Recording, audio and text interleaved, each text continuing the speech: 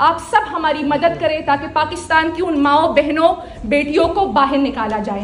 एक बात मैं थोड़ा सा सिर्फ ये थोड़ी एक पॉइंट करूंगी, और वो मैं पाकिस्तान के चीफ जस्टिस, पाकिस्तान के काजी जस्टिस काजी फाइज ईसा साहब से रिक्वेस्ट कर रही हूँ और उनको बता रही हूँ कि पिछले साल एक कॉन्फ्रेंस पे आपने हमें ये सिखाया था कि तनकीद करें किसी जज पे, जनरल पे, लेकिन नाम लेके करें। आज मैं आपको बताना चाहती हूँ कि जस्टिस काजी फाइज ईसा साहब, आपने अपनी बेगम को अपने साथ ओथ टेकिंग के दिन खड़ा करके एक पैगाम दिया था कि पाकिस्तान की माए बहनें बेटियां मुकद्दस है, इज्जतदार है, एहतराम के काबिल है।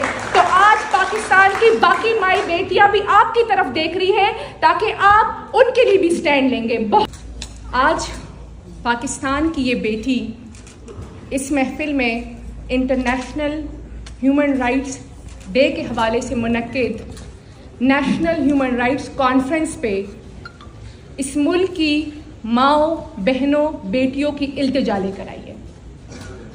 वो माए बहनें बेटियां जो इस मुल्क में पिछले 8 महीनों से जेलों में जमानतों के इंतजार में बैठी हैं। और मुझे बड़े अफसोस से कहना पड़ रहा है कि 75 इयर्स ऑफ हिस्ट्री में औरतों के साथ कभी ये सलूक नहीं हुआ है।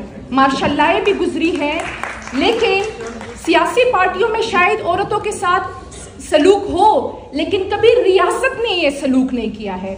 आज विशाल मलिक साहिबा बैठी हुई है, हमारे ह्यूमन राइट्स मिनिस्ट्री को लीड भी कर रही हैं। मेरे ख्याल से उनको सबसे ज़्यादा एक्सपीरियंस होगा क्योंकि उन्होंने सबसे ज़्यादा मुसीबतें और सऊबतें बर्दाश्त की है।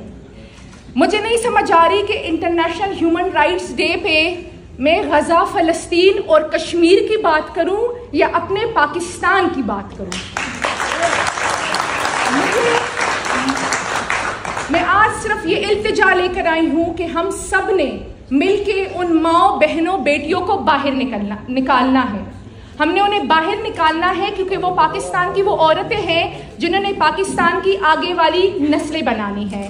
और हम सब ने, चाहे उनका किसी भी पार्टी से ताल्लुक हो, किसी भी ऑर्गेनाइजेशन से ताल्लुक हो, आप सब हमारे बड़े हैं, आप सब हमारी मदद करें ताकि पाकिस्तान की उन माओ बहनों बेटियों को बाहर निकाला जाए। बहुत शुक्रिया।